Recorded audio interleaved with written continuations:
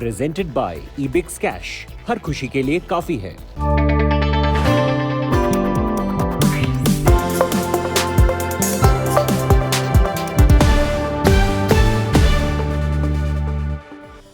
Hello and welcome. You're with us here on Business Today. I'm Abha Bakaya. Here are the headlines tonight. Markets end higher for the third straight day. Sensex up over 200 points. Nifty tops 18,050. Metals drag IT gains. Deadline to file income tax returns extended again, this time to 15th of March. More time given for various reports of audit as well. Government of India is set to become the largest shareholder in Vodafone Idea. Company's board approves conversion of 16,000 crore rupees in interest into equity. Tata Tele also takes the equity conversion option.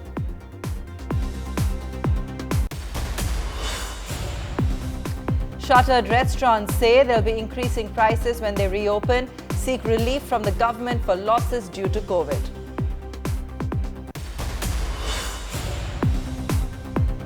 Later on the show, we get you an exclusive conversation with top economists on their budget expectations, as well as decode the Omicron impact on Budget 22.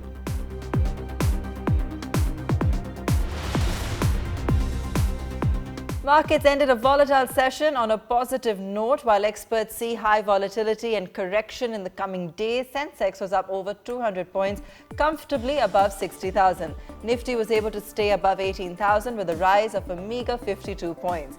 Gains in financial and IT shares pushed the headline indices higher, though losses in metal scripts played spoilsport.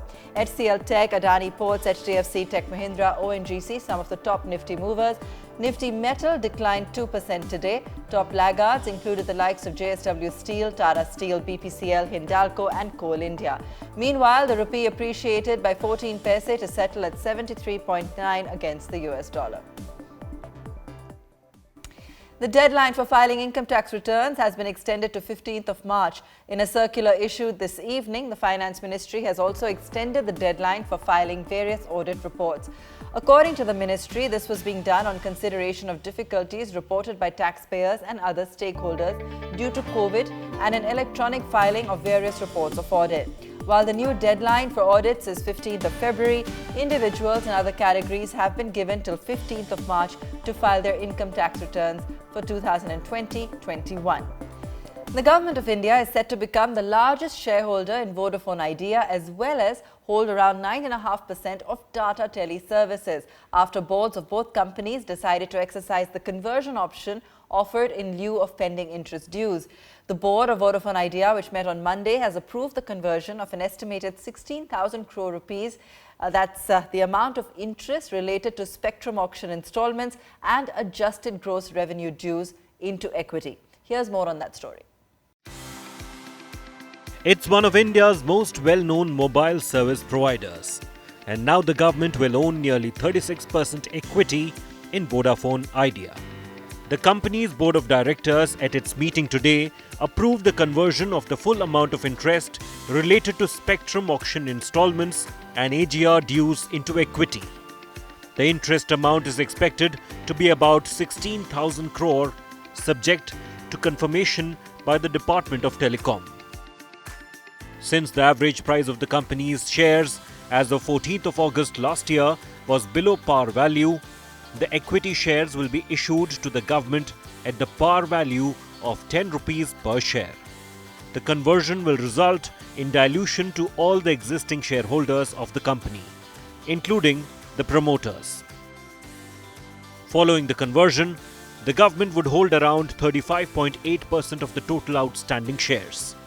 The two promoter shareholders, Vodafone Group, which holds around 28.5%, while the Aditya Birla Group shareholding is expected to be around 17.8%. In light of the conversion of interest into equity, the Vodafone Idea promoters have agreed to amend the existing shareholders' agreement for reducing the minimum qualifying threshold from 21 to 13% for exercising certain governing rights like the appointment of directors and the appointment of certain key officials, among others. Meanwhile, Tata Teleservices Maharashtra said that an empowered committee of its board of directors had earlier today sought to convert an estimated 850 crore rupees of interest dues into equity. The government may hold the equity in the two telcos through the statutory undertaking of the Unit Trust of India or through a trustee-type suitable arrangement. Bureau Report, Business Today Television. Tatas have not only been gearing up to take off with Air India, but have pitched the perfect delivery in cricket as well. The Tata Group has replaced the Chinese mobile company Vivo as title sponsors of IPL. The group will pay a whopping 1,124 crore rupees for the rights, 547 crores for the first year and 577 crores for 2023. As per the agreement, Tata will have the right to match the top bidder for title rights in the 2024-28 auction. Importantly, Tata will be allowed to use its multiple brands in sponsorship deal. In a big blow to restaurants and bars in the national capital, the Delhi government has ordered them to shut down for dine-in facilities. Amid the rising cases of COVID-19, government has said that bars and restaurants will be allowed to only operate their takeaway facilities. The industry, which is already one of the worst hit due to the pandemic, says they might not be able to sustain any longer. Listen in to what Kabir Suri, president of NRAI, had to say. How do you seek of these restrictions with either a full shutdown or a cap on the capacity of the functioning of restaurants? As you know, we've been obviously functioning with 50% occupancy the entire sort of financial year, and have been under weekend curfew and the night curfews. So, for what I'm not understanding is that, you've got a few different things that are happening. One, we are focusing on vaccination. So staff is all vaccinated. You seek customers entry, you give entry to customers that are vaccinated. And now you're shutting down the industry by closing down Delhi, which for us, it makes no sense because you're anyway sort of restricted with your timings. You have 50% occupancy. Your staff is vaccinated, your customers are vaccinated. So by shutting it down, what are we going to achieve? It's only going to lead to unemployment and more disruption to business, revenue loss for businesses, tax loss for the government, and ultimately who suffers is the consumer. They don't have the ability to eat out, and every business is not built for delivery. There are many businesses that can deliver, but every business has different sort of angles to it. Bars in general obviously do not deliver. There's many cuisines that it's very hard to deliver those cuisines, and the infrastructure is also not there for many. So it's a very difficult situation we find ourselves in. Microsoft boss Satya Nadella identified 4 important trends that are responsible for changing businesses and organizations in today's new normal. Watch him speaking at the company's Future Ready conference. Fundamentally, we're moving from a mobile and cloud era to an era of ubiquitous computing and ambient intelligence. 70% of the employees want more flexible remote work options, and about the same number also say that they want more in-person connection. 58% of the people who expect to spend most and the least time in the office tell us they plan to do so for the very same reason: more focused work. Productivity and flexibility, though, are not mutually exclusive. Every organization needs a new digital fabric for collaboration that brings together both digital and physical spaces. A bike brand which had ridden into the sunset over 2.5 decades ago is set for rebirth. Come 13th of January, Yazdi will hit the roads again, this time as part of the triumvirate comprising Jawa and BSA. The bad boy of the 70s and the 80s, the wheels that every youngster dreamt of spinning. And now it's the return of the Yazdi. Back from a pit stop which lasted nearly 26 years, edged off the road by quicker and more fuel-efficient competitors like Honda and Yamaha. The brand relaunch is set for Thursday, 13th of January. A fact backed by Anand Mahindra himself, the man who backed bike company Classic Legends for the revival of Yazdi along with other iconic brands like Jawa and BSA. According to reports, Yazdi will launch 3 models, the Adventure, the Scrambler and the Road King. Each will feature a 334cc petrol engine, also doing the duty in the Javas.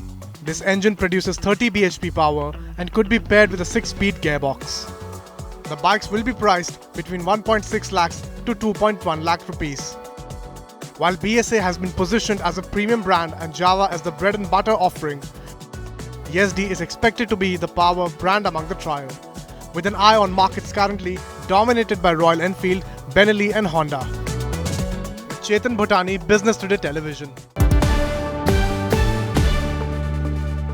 I'm Siddharth Zarabi and you're watching Budget with BT, our special programming on the upcoming Union Budget for 2022-23. With me today, a very special panel of guests to discuss India's economy, the prospects of growth, and the dark clouds of Omicron that pose a threat to the ongoing recovery.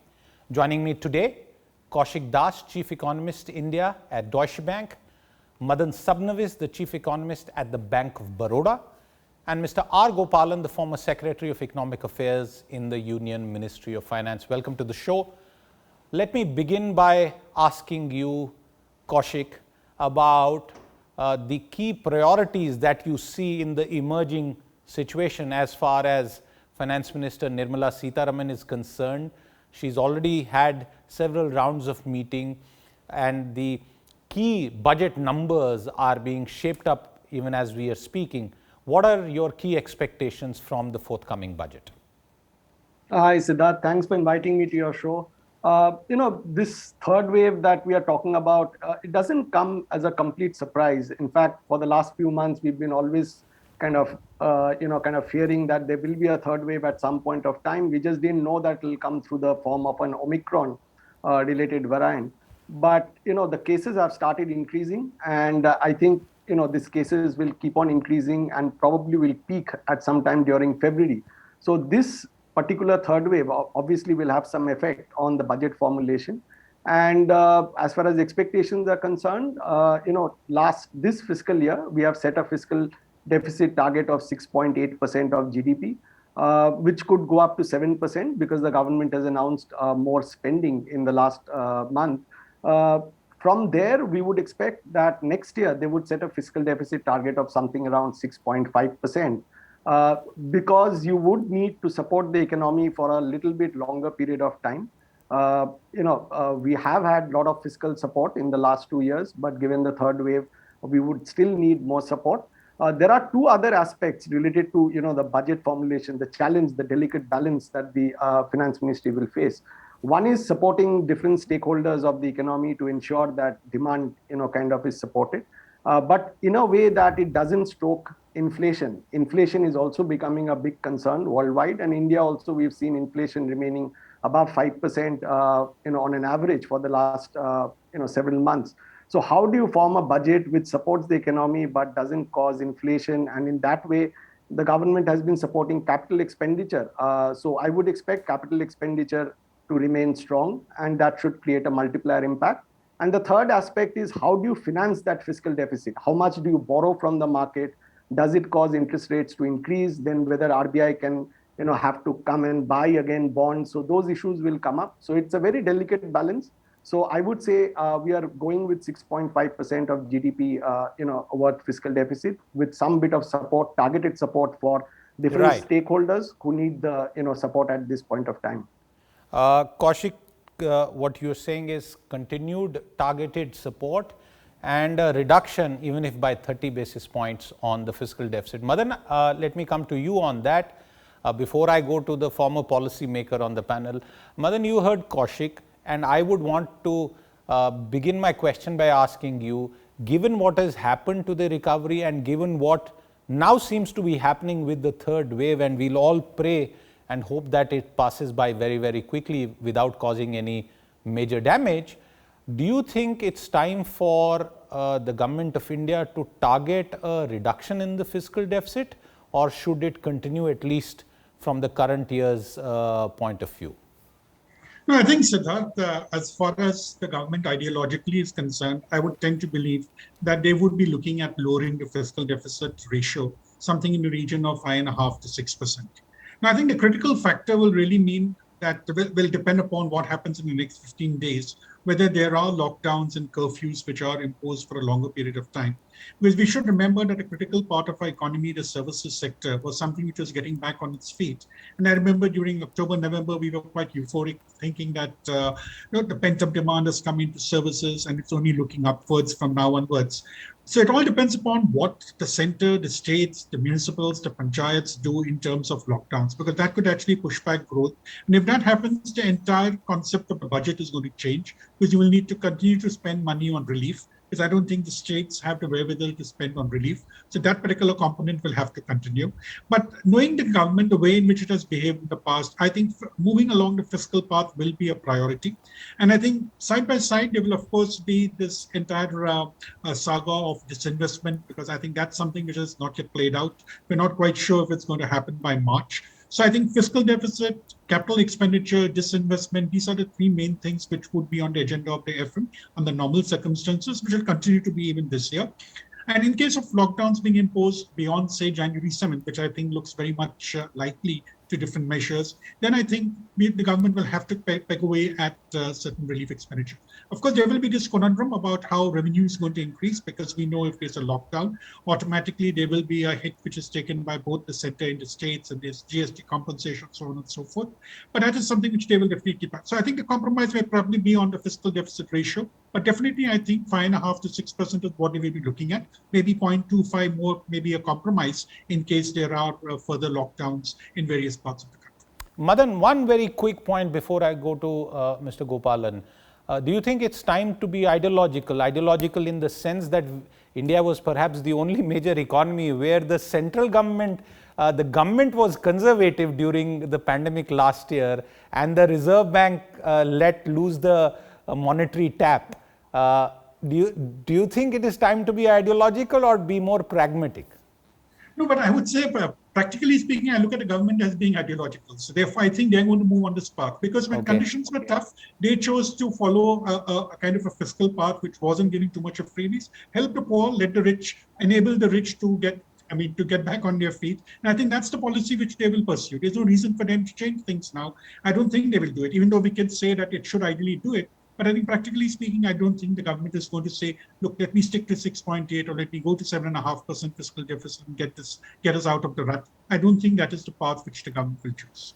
Mr. Gopalan, you've been part of several budgets. You've been right in the thick of it. I want to ask you, do you recall any other time during your long career, including especially in the Ministry of Finance, where in a matter of 3 weeks, practically, the scenario seems to have changed, the estimates seem to be changing, and more importantly, expectations and the animal spirits that drive any economy, they have been impacted in a very short period of time due to the third wave. And what Madan said in terms of the ideology and the very concept of the budget changing, do you think that is what is actually playing out inside North Block right now? Well, I would say that, this is the third wave is something which is something which we have never seen. This kind of an interruption in the budget preparation process. So we start the process 2 months before. So the numbers we start, getting into, and we finalize expenditure at least a month before. So then it's about the last month when we look into various other issues which crop up. But this kind of a Omicron kind of a third wave did not hit us at any point in time during my budget preparation. So this is something very, very new. As far as philosophy is concerned, yes, we had grappled with some problems at some point in time about when the 2009 crisis, when we were trying to whether to continue with the benefits which we are giving for reflating the economy, should we continue with that or not? That was something which kept on for quite some time until the last about 25 days. But barring that, I don't think we ever had this kind of a issue.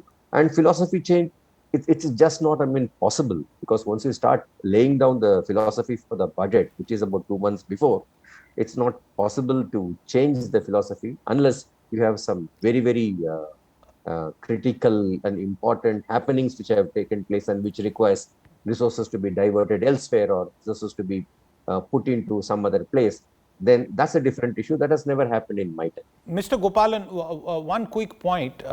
What kind of budget would be ideal in the current economic situation? We still need to support growth. We need to do much more for job creation. And there is obviously inflation that's also been inching up gradually. Look, I mean, all these are very important aspects to be looked into during this budget. But inflation is slightly a different thing, except on the supply side, where we try to do something to ensure that the supplies, I mean, are not prevented from happening by any other method, any other means.